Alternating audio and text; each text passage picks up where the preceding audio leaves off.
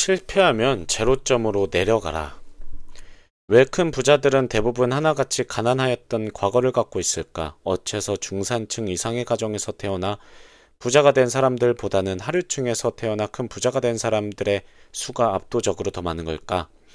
여러 가지 이유가 있겠지만 중요한 사실은 가난을 일찍 경험한 사람들은 가난하였던 생활 수준이 출발점이었기에 그곳으로 언제라도 되돌아가는 것을 부끄럽지 않게 생각한다는 것이다. 그들은 일이 잘못되어 갔고 있던 것들을 모두 다 날리는 실패를 당하게 되어도 제로점으로 되돌아가 재출발을 할 줄 안다. 수없이 많은 부자들이 사업이나 투자에서 실패하거나 홍수나 화재 등으로 전 재산을 날렸다가도 재기에 성공하는 이유가 바로 거기에 있다. 그러나 중산층 이상의 가정에서 자라난 사람들은 대부분 그런 어려움이 닥칠 때 제로점으로 가려고 하지 않는다. 제로점에서 출발하였던 경험이 없는 그들에게 있어서는 제로점으로 가는 것은 되돌아가는 것이 아니라 개척하여야 하는 미지의 불안한 공포로 비치기 때문이다. 그리고 바로 그 이유 때문에 그들은 실패에서 헤어나지 못하며 실패 자체를 너무 두려워하다 보니 되는 일도 별로 없게 된다. 나는 중학교 3학년 말 이전까지는 넉넉한 환경에서 살았으나 그 이후에는 허름한 적산가옥 일제시대에 일본인들이 살았던 집의 2층 단칸방에서 가족 7명이 살았다. 고교 시절에 아버지가 돌아가시고 난 뒤에는 가만히가 문 가리개 역할을 하는 재래식 변소를 주인집 식구들과 같이 사용하는 그런 곳에서 월세로 온 가족이 살았다. 그 변소는 여름에는 파리 구더기들이 득실대는 모습이 적나라하였고 노크라는 것 대신에 인기척을 내야 했던 그런 곳이었다.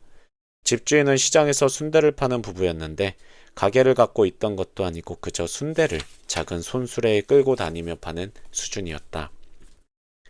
그 수준이 사는 집이라도 그것이 높이 1m 수준의 낮은 팥잣집이었으며 매일 순대 삶는 냄새가 진동하였다. 높이가 그렇게 낮은 이유는 높이 1m 미만은 건물로 보지 않기 때문에 철거를 당하지 않는다는 것이었다. 나는 그런 곳에서 벌레처럼 살았다. 그 다음에 서울역 앞 양동의 쪽방 등 몇몇 곳을 더 거치게 되지만 가정집 차고에서도 살았었다. 나는 몇 년을 그런 곳에서 혼자 살았고 주거 환경을 좀 더 나은 곳으로 바꾸려는 시도는 한 번도 하지 않았다. 차고 한 칸에 불과한 좁은 공간이었지만 예전보다 훨씬 더 나아진 환경이었기 때문이다. 그저 보유자금을 불리는 데에만 관심을 두었다. 그러다가 28세에 집을 샀지만 1년 후 다시 빈털터리가 되었고 빚은 약 3천만 원. 당시 서울 아파트 한 채 값이었다. 그 가까이 있었다. 나는 제로점으로 되돌아갔다. 당시 나는 주로 번역일에서 수입을 얻었으며 번역 사무실 한 귀퉁이에서 먹고 잤다.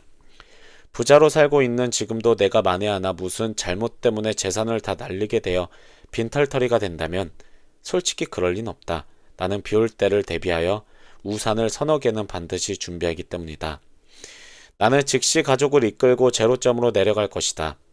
그곳은 판잣집일 수도 있고 남의 집 차고일 수도 있으며 쓰러져가는 무허가 비닐하우스일 수도 있다.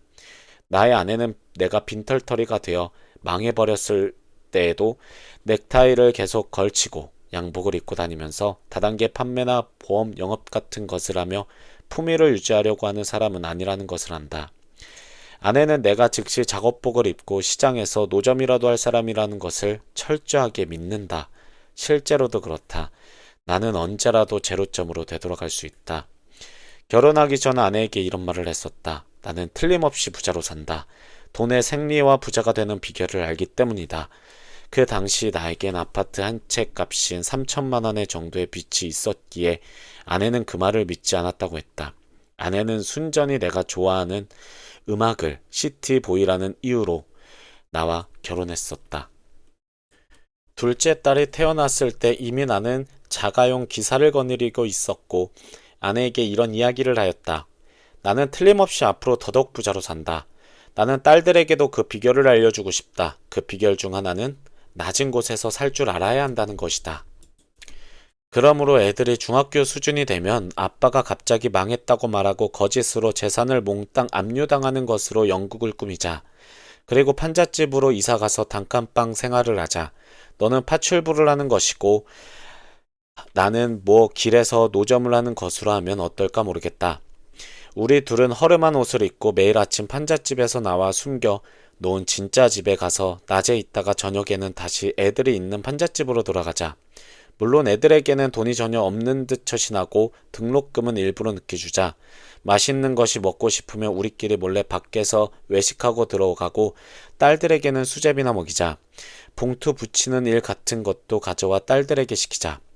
이러한 계획은 아내의 반대로 인하여 실제로 실현되지 못하였고 아내는 내가 농담으로 하는 줄 알았다고 한다. 그 대신 딸들에게 이 세상에서 대가를 얻는 방법에 대하여 가르쳐왔다. 그럼에도 불구하고 낮은 곳에서의 삶을 체험하여야 나중에 경제적 문제에 부딪혔을 때 지혜롭게 헤쳐나갈 수 있음을 나는 지금도 믿는다. 중산층이나 상류층에서 태어나 비교적 안정된 환경에서 자라난 사람들은 실직이나 투자 실패 등으로 인한 경제적 곤란을 겪게 되면 대부분 빚을 내려고 한다. 그러면서 그들이 살았던 생활 수준보다 현저하게 낮은 곳으로 내려가려고 하지 않는다. 바로 그것이 문제다. 예를 들어 2억 원대의 30평형 자기 아파트에서 살던 사람이 주식 투자나 사업에 실패하여 빚이 1억 원이 생기게 되면 그 집을 팔아 빚을 갚고 난 1억 원을 갖고 전세를 구하되 가능하면 비슷한 규모의 집을 구하려고 하며 이때 전세금이 모자라면 또다시 빚을 얻는다. 심지어 어떤 사람은 집은 그대로 놔두고 빚을 안고 살아간다. 그러니 빚에서 헤어나오지 못하며 버는 족족 이자의 원금을 갚아 나가니 사는 재미도 느끼지 못한다. 왜 그들은 생활 수준을 저 낮은 곳으로 던져버리는 생각을 하지 않는 것일까? 내 주변에 9천만 원의 전세를 살면서 빚은 1억 원을 지고 있는 30대 중반의 사람이 있었다. 그는 연봉 2천만 원대의 봉급 생활자였다. 이런 경우 사람들은 진퇴양난으로 생각하지만 나는 그렇게 생각하지 않는다. 내가 권유한 방법은 있는 것을 다 처분하여 빚부터 갚고 달동네 월세방 하나로 옮기라는 것이었다. 그는 그런 판잣집에서 어떻게 애들하고 산단 말입니까?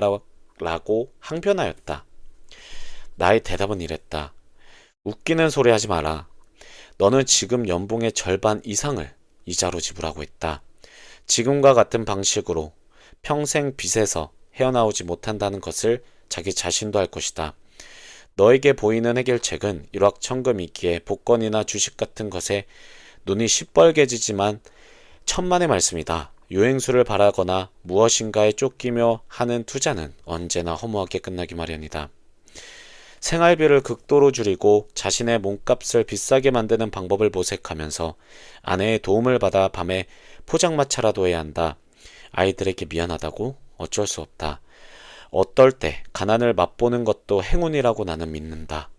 그렇게 하기 싫다면 개인 파산을 신청하든지 불법적으로 콩팥 같은 신체의 일부라도 팔아 빚을 갚든지 해라.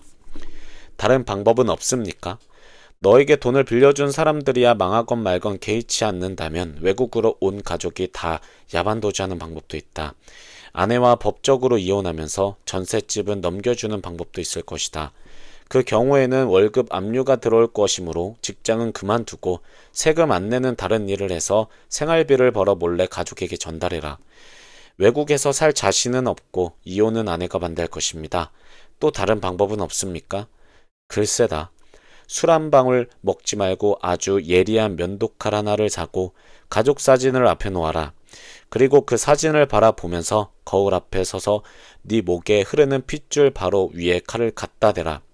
너야 죽으면 그만이지만 네 가족은 너를 평생 패배자로 도망자로 기억할 것이다. 그 점을 명심해라.